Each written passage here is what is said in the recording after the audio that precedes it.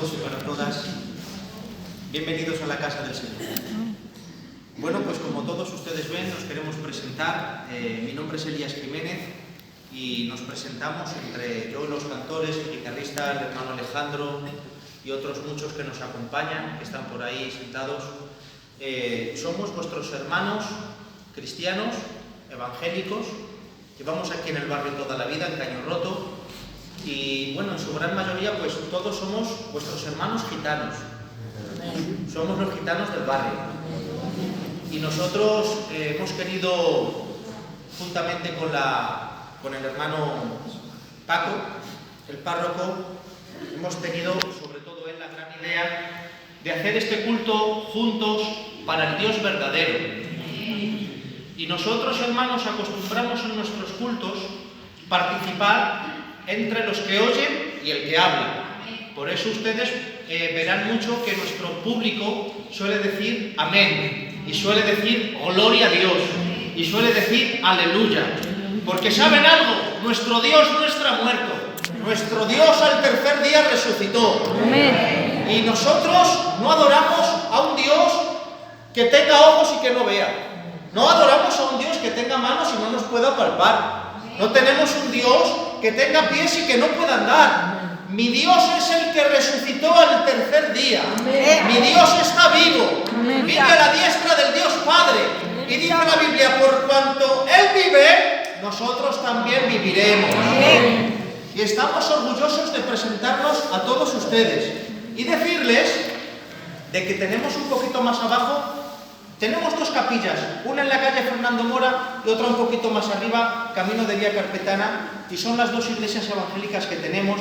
Y nuestro propósito es que cuando nos veamos, que nos reconozcamos como hermanos, que no somos raros, que no somos extraños, que compartimos el mismo Dios, que compartimos la misma fe en la misma palabra de Dios, que compartimos la misma oración, que compartimos la misma Trinidad, Padre, Hijo y Espíritu Santo. Y en todos nosotros está el mismo sentir de apartarnos del pecado y santificarnos cada día para Dios. Amén. Bueno, pues la escritura que ha leído mi hermano Leonardo ha sido Juan capítulo 15, y voy a tratar de ser lo más rápido pero entendible posible. Juan capítulo 15, Jesús hablando sobre la vid verdadera. Creo que no se sorprenderán de que alce la voz, es el estilo que nosotros tenemos.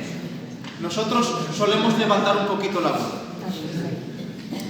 Bueno, pues Jesús, la vid verdadera, dice: yo soy la vid verdadera y mi Padre es el labrador. Todo pámpano que en mí no lleva fruto, mi Padre lo quitará, y todo aquel que lleva fruto lo limpiará para que lleve más fruto. Vosotros estáis limpios por la palabra que os he hablado. Permaneced en mí y yo en vosotros. Hermanos, esta preciosa escritura que hemos estado leyendo, en la que creemos todos, Jesús identifica al cristiano con el pámpano, con el sarmiento.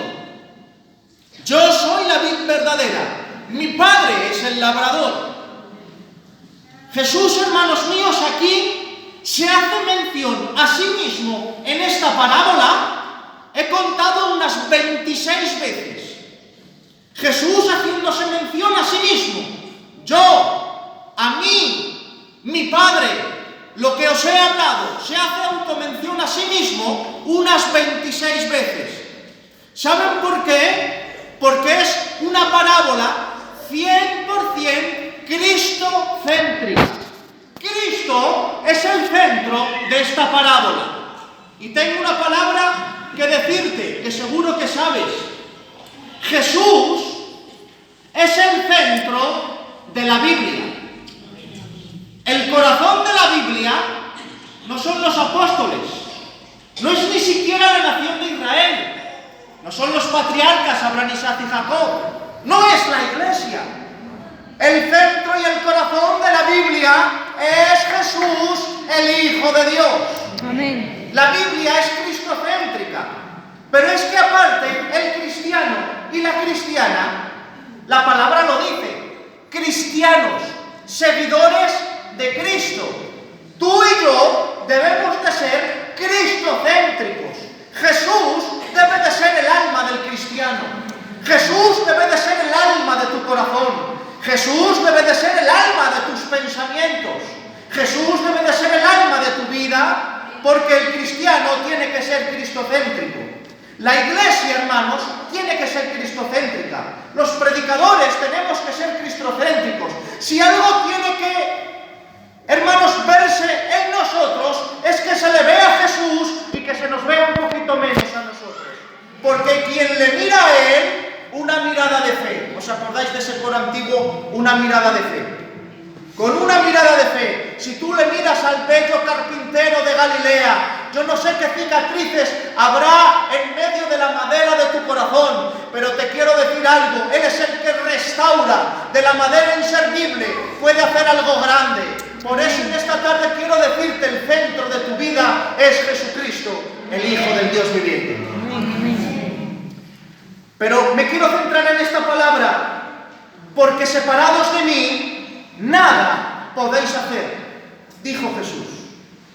¿Cómo dice eso? Separados de mí, nada podéis hacer, dijo Jesús. Había una separación, hermanos y hermanas, producida muy grande por el pecado. Hubo una separación entre Dios y los hombres, muy grande, abismal, que nadie podía reparar, que nadie podía arreglar. Había una separación producida por el pecado. El pecado, desde Adán, nos había separado de Dios. Estábamos separados. El hombre, el creado, se había separado del Creador voluntariamente. Por eso dice Isaías capítulo 59, pero vuestras iniquidades han hecho división entre vosotros y vuestro Dios, y vuestros pecados han hecho ocultar de vosotros su rostro para no oír. El libro de los Romanos, capítulo 3, dice la Biblia, por cuanto todos pecaron y estaban destituidos de la gloria de Dios. Todos nacemos bajo pecado. Por eso tú a un niño no le enseñas a portarse mal. Le tienes que enseñar a portarse bien. Porque desde pequeños los niños tú ya ves que ya son envidiosos, que ya son medio malillos, que hay que educarles. La educación existe porque existe el pecado, porque hay una depravación en el hombre, porque el hombre tiene que ser educado en lo moral, porque el hombre, si da rienda suelta a sus pensamientos, es una máquina de pecado. El hombre, hermanos, cuando se desborda en el pecado, crea bombas, crea tanques, hace guerras. El hombre ha pecado y está destituido de la gloria de Dios. Dice el libro de Efesios capítulo 2 que estábamos muertos en nuestros delitos y pecados. Por eso, hermanos, por el pecado estábamos lejos de su presencia, y por el pecado existe la muerte. Por el pecado, hermanos, existe el cementerio. Por el pecado existen los hospitales. Por el pecado, hermanos, existen ese grandioso número de enfermedades. Por el pecado existen las cárceles, las guerras, la pobreza y un largo etcétera, etcétera. Pero tengo una buena noticia para ti. Dice Juan 3:16, porque de tal manera amó Dios al mundo, a ese mundo perdido y vendido al pecado. De tal manera amó Dios al mundo, un mundo que no recompensaba, un mundo que no era agradecido, pero el Señor lo amó. No fue que nosotros le amemos a Él, fue que Él nos amó a nosotros. Y de tal manera nos amó que dio lo más grande que tenía, dio a su Hijo, dice la Biblia, para que todo aquel que en Él cree no se pierda, mas tenga vida eterna. Porque Dios quiere que no te pierdas, porque Dios quiere que no te hundas, porque Dios quiere que no te depresiones, porque Dios no quiere que te suicides, porque Dios no quiere que tires nada por la borda. Dios no quiere que te pierdas, Él quiere darte vida eterna. Todo eso es gracias a Jesús. Dice la Biblia, porque grande es el misterio de la piedad. Dios fue manifestado en carne. ¿Cómo es eso? Dios fue manifestado en carne. A ver, esto no hay quien lo entienda. El apóstol San Pablo sabía, hermanos, explicarnos todas las doctrinas de la Biblia. El misterio de la Iglesia nos sabía describir, hermanos, las doctrinas habidas y por haber, pero cuando se enfrenta a este hecho tan milagroso y tan sobrenatural, no tiene palabras ni fraseología, no tiene, hermanos, se queda sin palabras para decirlo y lo limita a esta palabra. Grande es el misterio de la piedad. Dios fue manifestado en carne. Lo eterno se hizo temporal. El Espíritu se hizo carne. El Santo se hizo pecado. ¿Sabes por qué? Porque el Hijo de Dios se hizo hijo de los hombres, para que los hijos de los hombres fuésemos hechos hijos de Dios. El Santo se hizo pecado, para que los pecadores fuésemos hechos santos por su sangre en el Calvario. Y estas son las verdades fundamentales cristocéntricas. Pero quiero decirles, ya para ir finalizando, que hay un segundo problema en la humanidad, que este me preocupa tanto como el pecado, porque el pecado ya tiene remedio. Cristo ha pagado por él en la cruz, Cristo se ha dado por nosotros y solo él ha gritado: el consumado es. Pero hay un problema que lidiamos cada día, los religiosos, los asistentes a los cultos, los que practicamos la verdad. Y ahora que están las puertas cerradas y no me escucha ningún forastero, quiero confesaros un problema que tenemos las grandes iglesias. Y es que se nos une otro problema al separados de mí nada podéis hacer. Aparte del pecado, hay otra cosa que nos puede separar de Dios. Y es, hermanos, la religiosidad. Es enamorarse de la religión sin conocer a Dios. Es cumplir con lo establecido y Dios no le conozco. Y hay gente que se enamora del sistema. Conozco al párroco, conozco la comunidad, conozco la iglesia, conozco la liturgia, incluso tengo una Biblia en mi casa, me conozco la historia de la iglesia. Pero hay quien al fin de cuentas se olvida de que al que tiene que conocer es a Jesús. Cumplir con las normas sin cumplir con Dios. En Lucas capítulo 2 vemos la historia de que José y María, dice la Biblia, que fueron, como era costumbre, a celebrar la Pascua a Jerusalén. Aleluya. Y cuando fueron a Jerusalén celebraron la Pascua y fueron unos cuantos kilómetros de camino andando. No había autobuses ni taxis, iban de camino andando. Iban con el niño Jesús. El niño Jesús tenía, ¿cuántos saben la edad que tenía? 12 años. Y cuando van con él, celebran la Pascua, venga que nos volvemos. Imagínense ustedes que toda la compañía que aquí estamos tenemos que ir andando de aquí hasta el metro de Carabanchel. Y ahora una criatura, un niño de ustedes, pues ustedes se creen que está entre los amigos, que está con Paco, que está con Alejandro, que está con alguno. Y el niño, venga, y todos tiramos para arriba. Pero al final perdieron a Jesús de vista. Desviaron la atención de lo que era lo principal. Desviaron la atención y ya no pusieron la atención en Jesús. Ya iban hablando con uno, iban hablando con otro. Ya habían cumplido con lo establecido. Ya habían cumplido, hermanos, con lo que estaba establecido, con la tradición, con la liturgia de la religión. Pero a Jesús lo perdieron de vista. Líbrenos Dios de cumplir con la religión y perder de vista a Jesús. Hay muchos que en medio de la tradición, en medio del cumplir todos los días y hacer culto, nos olvidamos de que Jesús es lo más importante. Jesús se quedó en el templo y Jesús no se desvincula de su Padre. Él dijo: pero ¿no sabíais que en los negocios de mi Padre me era necesario estar? Pero nosotros a veces, hermanos, nos involucramos en cosas que nos alejan de Jesús. Y para finalizar, hermanos, ahora sí que finalizo. ¿Están ustedes bien? Los judíos también tuvieron este problema, mis queridos hermanos. Tuvieron este problema los judíos.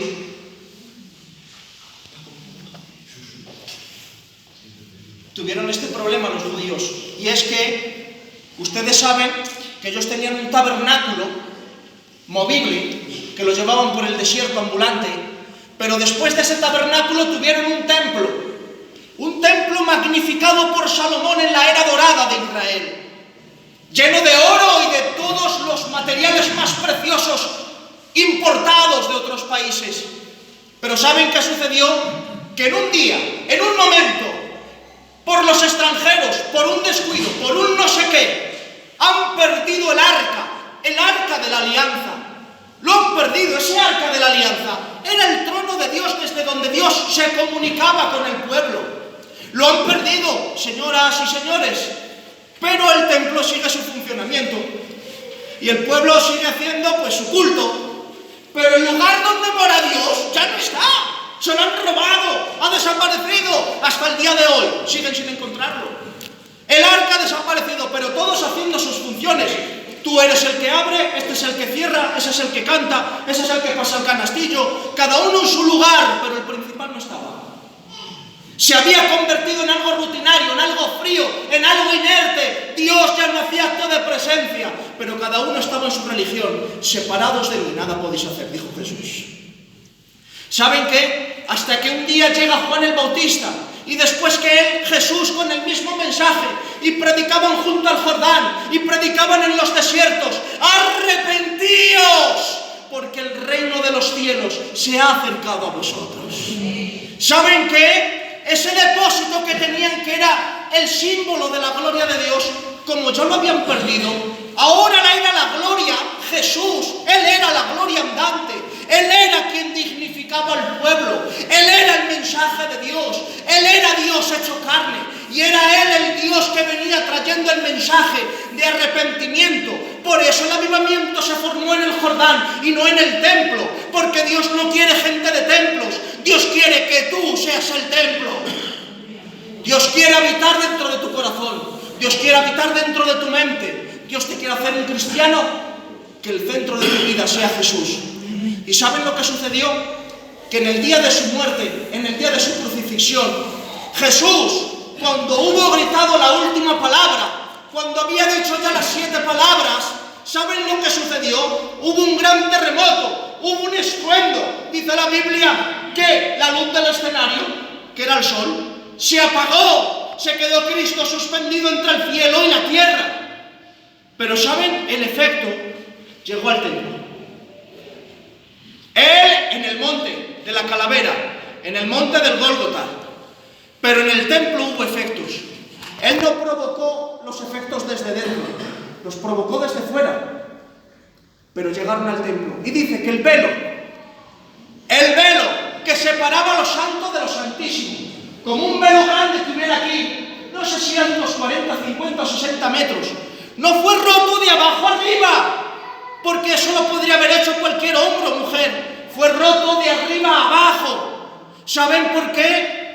Porque Dios mismo estaba desnudando su religión y les estaba haciendo ver que dentro de aquel lugar su arca ya no estaba vacía, y les desnudó para decirles: dentro de vuestra religión os habéis quedado vacíos.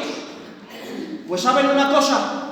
Después de lo que pasó, no sé cómo, pero indirectamente nos invita la Biblia a creer que lo debieron de coser. Lo que Jesús rompe, lo rompió no para que lo arreglaran, Jesús lo rompió para que no lo utilizaran más.